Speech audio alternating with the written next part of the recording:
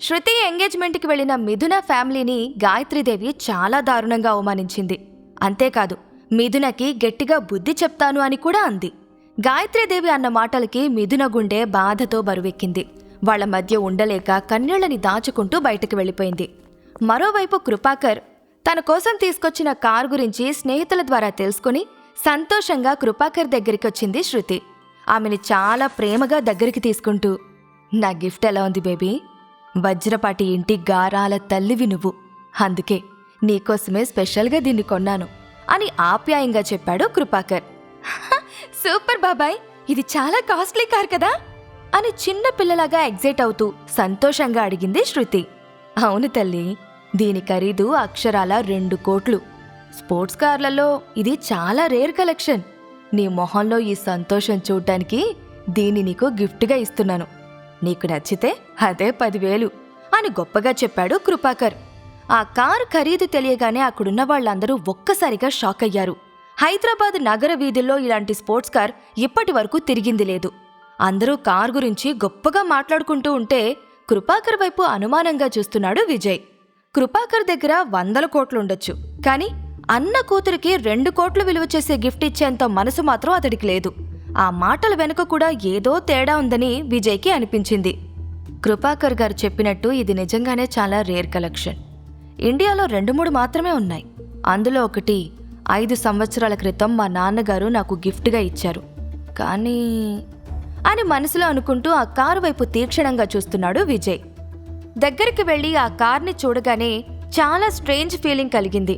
ఒక రకంగా చెప్పాలంటే ఆ కార్ని చాలా దగ్గరగా చూసేసరికి అతనికి దిమ్మ తిరిగిపోయింది. చాలా విచిత్రంగా ఉందే, ఇది ఎగ్జాక్ట్గా అదే మోడల్, కానీ కారులో ఒక్కో పార్టు ఒక్కొక్క రకంగా ఉందేంటి? వేరువేరు కారు పార్ట్స్ని తీసుకొచ్చి ఒక కార్లా తయారు చేసినట్టు నాకెందుకు అనిపిస్తుంది? ఏదో తేడా ఉంది అనుకుంటూ కార్ని టచ్ చేశాడు విజయ్. కృపాకర్ వెంటనే అతడి దగ్గరికి ఆవేశంగా వచ్చి, యూ ఇడియట్, ఎంత ధైర్యం ఉంటే 2 కోట్లు విలువ చేసే కార్ని టచ్ చేస్తావు? ఇంకోసారి ఈ కారు దరిదాపుల్లో కనిపిస్తే నేనేం చేస్తానో నాకే తెలీదు అని విజయ్ని పక్కకు గెంటేశాడు. ముందు రోజు రేడియంట్ గ్రూప్స్లో జరిగిన గొడవని గుర్తుపెట్టుకుని కృపాకర్ తిట్టినట్టే శృతి కూడా విజయ్ని తిట్టింది. వాళ్ళ మాటలకి విజయ్కి కోపం రావడంతో, సరే మీరు కోరుకున్నట్టే నేను ఈ కారు దరిదాపుల్లోకి రాను. కాకపోతే మీ బాబాయ్ గారు నిజం చెప్తున్నారా లేక అబద్ధం చెప్తున్నారా చెక్ చేసుకోండి శృతి గారు. ప్రేమగా మాట్లాడినంత మాత్రాన అది స్వచ్ఛమైన ప్రేమ అయిపోదు అని యాటిట్యూడ్గా చెప్పాడు. ఆ డైలాగు వినగానే కృపాకర్కి చిర్రెత్తుకొచ్చి, నేను నీలా చేతగాని వాణ్ణి కాదు విజయ్, నా రేంజే వేరు. ఈ పార్టీకి 50,000 రూపాయల గిఫ్ట్ తీసుకొచ్చిన నువ్వు నా గిఫ్ట్ని అనుమానిస్తున్నావా అని పిడికిలి బిగించి విజయ్ పక్కన ఉన్న అనిల్, రత్నప్రభల వైపు కోపంగా చూశాడు. వాళ్ళిద్దరూ అంటే కృపాకర్కి అస్సలు నచ్చదు. ఎప్పుడెప్పుడు వాళ్ళిద్దరినీ అవమానిద్దామా అని ఎదురు చూస్తూ ఉంటాడు. మిథున కుటుంబాన్ని కృపాకర్ ఇన్సల్ట్ చేసేసరికి అతడికి గట్టిగా కౌంటర్ ఇద్దామని అనుకున్నాడు విజయ్.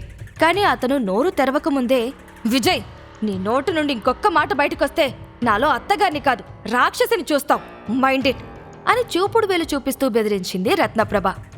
అత్తయ్యగారు, నేను అబద్ధం చెప్పడం లేదు. దీని ఖరీదు 2 కోట్లుండదు. వేరువేరు కార్ల విడిభాగాలతో ఒక నకిలీ కార్ని తయారు చేసి అమ్మేశారు. దీని ఖరీదు మార్కెట్లో మహా అంటే 20 లక్షలు కూడా ఉండదు. అంతకన్నా తక్కువగా ఉన్నా ఆశ్చర్యపోనక్కర్లేదు అని అందరికీ అర్థమయ్యేలా చెప్పాలని ప్రయత్నించాడు విజయ్. అప్పటికే తన సహనాన్ని కోల్పోయిన కృపాకర్ కోపంగా విజయ్ మీదకొచ్చి, శృతి సంతోషాన్ని చెడగొట్టడానికే కదరా ఇలా మాట్లాడుతున్నావు? నీలాంటి లో క్లాస్ వెధవలు సంపాదించలేరు, కానీ ఇలా అడ్డుపడ్డానికి తేరగా వస్తారు. మీలాంటోళ్ళు పక్క వాళ్ల మీద పడి ఏడవడానికి తప్ప దేనికి పనికిరారు. నువ్వేదో మంచివాడివి అన్నట్టు ఫోజ్ కొడుతున్నావు కదా, కానీ నువ్వొక లూజర్వి. నీలాంటి లూజర్లే ఇలా మాట్లాడతారు అని కొట్టే ధైర్యం లేక ఆగిపోయాడు. అక్కడున్న వాళ్ళు కృపాకర్ మాటల్ని తప్ప విజయ్ మాటల్ని నమ్మలేదు. శృతి, వీడి మాటల్ని పట్టించుకోకు. నీ మీద ప్రేమతో మీ బాబాయ్ తీసుకొచ్చిన కార్ని ఒకసారి డ్రైవ్ చేసి చూడు. నీ మీద అందరికీ చాలా లవ్ ఉంది. ఎవడో ఏదో అన్నంత మాత్రాన మా ప్రేమ తక్కువైపోదు అని కార్ కీసిస్తూ సంతోషంగా చెప్పింది గాయత్రీదేవి. ఇప్పటి వరకు శృతి స్పోర్ట్స్ కార్ని డ్రైవ్ చేయలేదు. ఆ ఎక్స్పీరియన్స్ ఎలా ఉంటుందో తెలుసుకోవడానికి కార్ కీస్ తీసుకుని డ్రైవింగ్ సీట్లో కూర్చుంది. అందరికీ సంతోషంగా బాయ్ చెప్పి యాక్సిలేటర్ రైజ్ చేసి వేగంగా వెళ్ళిపోయింది. ఆ తర్వాత అందరూ ఎంగేజ్మెంట్ ఏర్పాట్లలో బిజీ అయిపోయారు. గాయత్రీదేవి, కృపాకర్లు విజయ్ మీద ఇంకా కోపంగానే ఉన్నారు. వాళ్ళని పట్టించుకోకుండా కొంచెం దూరంగా వెళ్లి మనోహర్కి కాల్ చేసి కృపాకర్ తీసుకొచ్చిన కారు గురించి తెలుసుకోమని ఆర్డర్ వేశాడు విజయ్. ఖరీదైన కారు గిఫ్ట్గా దొరికినందుకు ఒకవైపు, సిద్ధార్థని పెళ్లి చేసుకుంటున్నందుకు మరోవైపు శృతికి చాలా సంతోషంగా ఉంది. అలా వేగంగా ఆ కార్ని డ్రైవ్ చేస్తూ హైవే మీదకొచ్చేసింది. కారు నడుపుతూ స్వర్గంలో తేలుతున్నట్టు ఫీల్ అయింది. కొంచెం దూరం వెళ్ళాక రోడ్డుకి అడ్డంగా బారికేడ్లతో నిలబడ్డ పోలీసుల్ని చూసి శృతి కంగారు పడింది. కారు ఆపమని పోలీసులు సైగ చేయడంతో తన కార్ని స్లో చేసి రోడ్డు పక్కన ఆపుతూ, వాట్ హ్యాపెండ్ ఆఫీసర్, నన్నెందుకు ఆపారు? నేనేం తప్పు చేశాను అని కోపంగా అడిగింది శృతి. మేము దొంగలించబడిన కార్ల కోసం వెతుకుతున్నాం. వేరే సిటీస్లో కారు పార్ట్స్ దొంగలించి మన హైదరాబాద్లో వాటిని అసెంబుల్ చేసి సేల్ చేస్తున్నట్టు మాకు ఇంటెలిజెన్స్ నుండి రిపోర్ట్ వచ్చింది. మీ కారు మీద మాకు అనుమానంగా ఉంది. మీరు కిందకి దిగితే మా ఇంట్రాగేషన్ స్టార్ట్ చేస్తాం అని పోలీస్ ఆఫీసర్ చెప్పడంతో శృతి కంగారు పడిపోయింది. వణుకుతున్న శరీరాన్ని అదుపులోకి తెచ్చుకుంటూ, మీరేదో పొరపాటు పడుతున్నారు ఆఫీసర్. ఈ కార్ని నాకు మా బాబాయ్ గిఫ్ట్గా ఇచ్చాడు. ఇది మీరనుకుంటున్న కార్ కాదు. అసలే ఇది చాలా కాస్ట్లీ కార్ అని కొంచెం అసహనంగా చెప్పింది శృతి. ఆ కారు చుట్టూ తిరిగి చూస్తూ, అవునా, సరే అయితే మేము మీ బాబాయ్ని ఇంట్రాగేట్ చేస్తాం అంటూ శృతిని కిందకి దిగమని చెప్పి ఆమె దగ్గర నుండి కార్ కీస్ తీసుకున్నాడు పోలీస్ ఆఫీసర్. ఒక లేడీ కానిస్టేబుల్ శృతిని జీప్లోకి ఎక్కించింది. ఈ కార్ని పోలీస్ స్టేషన్కి తీసుకెళ్ళు అని తన కానిస్టేబుల్ మీదకి కార్ కీసుని విసిరి శృతి దగ్గరకొచ్చాడు పోలీస్ ఆఫీసర్. కానిస్టేబుల్ వెళ్ళిపోయిన తర్వాత, ఇప్పుడు చెప్పండి మేడం, మీ అంకుల్ ఎక్కడున్నాడు అని యాటిట్యూడ్గా అడిగాడు. సార్, వద్దు సార్, ఈరోజు నా ఎంగేజ్మెంట్. అనవసరంగా మా బాబాయ్ దగ్గరికి వెళ్ళి గొడవ చేయకండి అని సర్ది చెప్పాలని చూసింది శృతి. అదంతా మాకు అనవసరం. నువ్వు మాకు సహకరిస్తే నీ ఎంగేజ్మెంట్ ఎటువంటి ఆటంకాలు లేకుండా జరుగుతుంది అని పోలీస్ ఆఫీసర్ బెదిరించడంతో అడ్రస్ చెప్పేసింది శృతి. శృతి ఇంకా ఇంటికి రాకపోవడంతో ఆమె కుటుంబ సభ్యులు తెగ టెన్షన్ పడ్డారు. రఘువీర్ తన కుటుంబంతో కలిసి ఏ క్షణమైనా వజ్రపాటి ప్యాలెస్కి వచ్చేయచ్చు.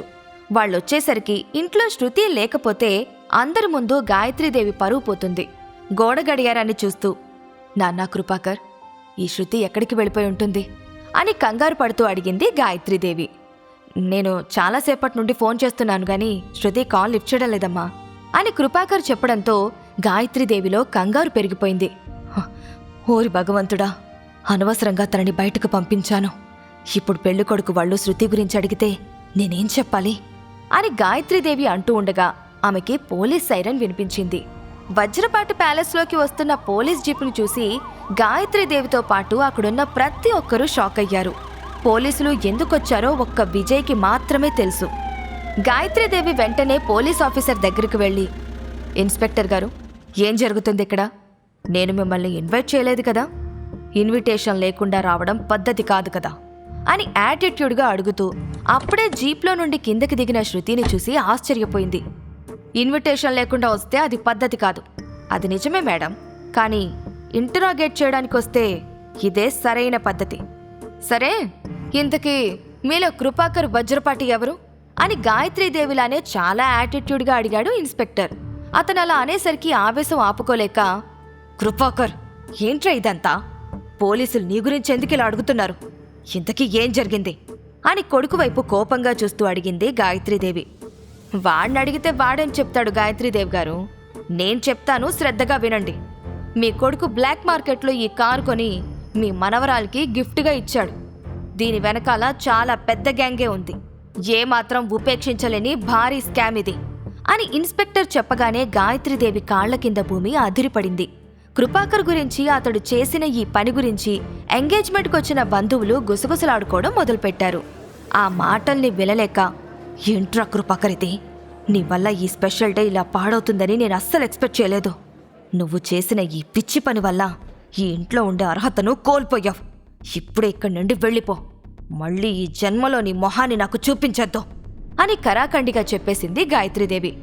అమ్మా, నేను తప్పు చేశాను, నన్ను క్షమించు. ఎంత పెద్ద శిక్ష నాకు వెయ్యొద్దు. నేను కేవలం శృతి ఆనందం కోసమే ఈ పని చేశాను.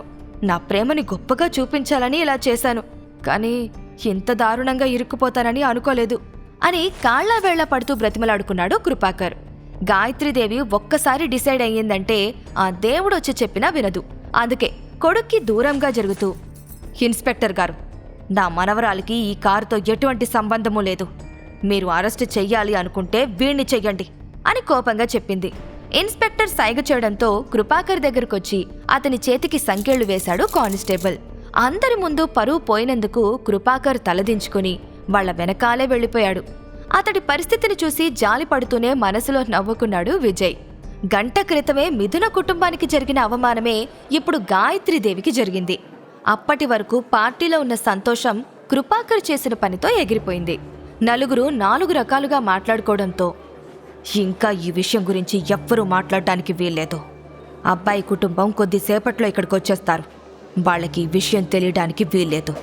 ఇప్పటి వరకు జరిగింది మొత్తం మీరు మర్చిపోవాలి, లేదంటే నా సంగతి మీకు తెలుసు కదా అని వార్నింగ్ ఇచ్చింది గాయత్రీదేవి. ఆమెకి భయపడి అందరూ సైలెంట్ అయిపోవడంతో శృతిని తీసుకుని గాయత్రీదేవి తన గదిలోకి వెళ్ళిపోయింది. ఇదిలా ఉండగా మిథునకి విజయ్ మీద డౌట్ వచ్చింది. కూరగాయల గురించి తప్ప ఇంకేమీ థింక్ చేయని వాడికి కార్ల గురించి ఎలా తెలిసిందో అర్థం కాలేదు. విజయ్ దగ్గరికి నెమ్మదిగా వచ్చి, అవును విజయ్, నీకు ఆ కార్ గురించి ఎలా తెలుసు? అంత ఖచ్చితంగా ఆ కార్ గురించి నువ్వెలా చెప్పగలిగావు అని అనుమానంగా అడిగింది మిథున. ఎక్స్పీరియన్స్ మిథున గారు, ఎక్స్పీరియన్స్. నాకు స్పోర్ట్స్ కార్ల గురించి బాగా తెలుసు. ఆ కార్ని చూడగానే అది నకిలీది అని కనిపెట్టేశాను అని అంటున్న విజయ్ మాటల్లో గర్వం కనిపించింది. అబ్బో, నీకు స్పోర్ట్స్ కార్లలో ఇంత ఎక్స్పీరియన్స్ ఉందని నాకు తెలీదు అని మిథున చెప్పడంతో విజయ్ సంతోషంగా ఫీల్ అయ్యాడు. సమయం గడిచే కొద్దీ అందరూ ఆ కారు గురించి మర్చిపోయారు. అలాగే రఘువీర్ తన కుటుంబంతో కలిసి వజ్రపాటి ప్యాలెస్కి చేరుకున్నారు. అతడి వెనకాల దిగిన సెక్యూరిటీ గార్డ్స్ ఖరీదైన ఆభరణాలను, బ్రాండెడ్ హ్యాండ్ బ్యాగ్ని, బట్టల్ని బహుమతులుగా తీసుకొచ్చారు. వాటి కాస్ట్ బట్టి రఘువీర్ ఆస్తిని అంచనా వేసే పనిలో పడ్డారు అతిథులు. ఆ బహుమతుల వైపు ఆశ్చర్యంగా చూస్తున్న మిథున దగ్గరకొచ్చి, సిద్ధార్థ్ నా కోసం చాలా ఖరీదైన హ్యాండ్ బ్యాగ్స్ తీసుకొచ్చాడు మిథున, కావాలంటే వాటిల్లో ఒకటి నువ్వు తీసుకో. 2-3 సంవత్సరాలు కష్టపడితేనే కానీ నీ మొగుడు నీకు అలాంటి హ్యాండ్ బ్యాగ్ని తీసుకురాలేడు అని హేళన చేసింది శృతి. ఆమె వెటకారాన్ని మిథున తిప్పికొడుతూ, నువ్వు చూపిస్తున్న ఈ ప్రేమని నేను తట్టుకోలేకపోతున్నాను శృతి. ఆ హ్యాండ్ బ్యాగ్ని నీ దగ్గర ఉంచుకో. అయినా ఒక వ్యక్తికి గౌరవం అతడి దగ్గరుండే ఖరీదైన వస్తువుల్ని బట్టి రాదు, అతడి వ్యక్తిత్వం బట్టొస్తుంది. ఈ విషయం నీకు అర్థమయ్యే రోజు త్వరగా రావాలని కోరుకుంటున్నాను అని ఘాటుగా చెప్పింది. ఆమె మాటలకి శృతి ముఖం ఎరుపెక్కిపోయింది. మిథునని అవమానించాలి అనుకున్న ప్రతిసారి బ్యాక్ ఫైర్ ఎందుకవుతుందో శృతికి అర్థం కావడం లేదు. అత్తింటి మర్యాదల మధ్య చిక్కుకున్న సిద్ధార్థ్ సంతోషంగా ఫీల్ అవుతూ విజయ్ని చూసి రేడియంట్ గ్రూప్ ఆఫ్ ఇండస్ట్రీస్లో జరిగిన గొడవని గుర్తు తెచ్చుకున్నాడు. విజయ్ని చూడగానే సిద్ధార్థ్ సంతోషం ఎగిరిపోయింది. తన చుట్టూ ఉన్న మనుషుల నుండి తప్పించుకుని విజయ్ దగ్గరకొస్తూ, నిన్న నువ్వు రేడియంట్ గ్రూప్ ఆఫ్ ఇండస్ట్రీస్కి ఎందుకొచ్చావురా? నిజం చెప్పు. నిన్న నువ్వు ఉద్యోగం కోసం అక్కడికి రాలేదు కదా అని విజయ్ కళ్ళలోకి సూటిగా చూస్తూ కోపంగా అడిగాడు. సిద్ధార్థ్కి విజయ్ ఏం సమాధానం చెప్పబోతున్నాడు? విజయ్ ఐడెంటిటీ గురించి మిథున తెలుసుకోగలుగుతుందా? జైలుకు వెళ్లిన కృపాకర్ పరిస్థితి ఏం కానుంది? సీఎం మధుసూదన్ విజయ్ని కనిపెడతాడా? ఈ ప్రశ్నలకు సమాధానాలు తెలుసుకోవాలంటే నెక్స్ట్ ఎపిసోడ్ వినాల్సిందే. క్రింద ఇచ్చిన లింక్ ని క్లిక్ చేసి పాకెట్ ఎఫ్ఎం యాప్ ని ఇన్స్టాల్ చేసుకోండి. Stay tune to pocket FM.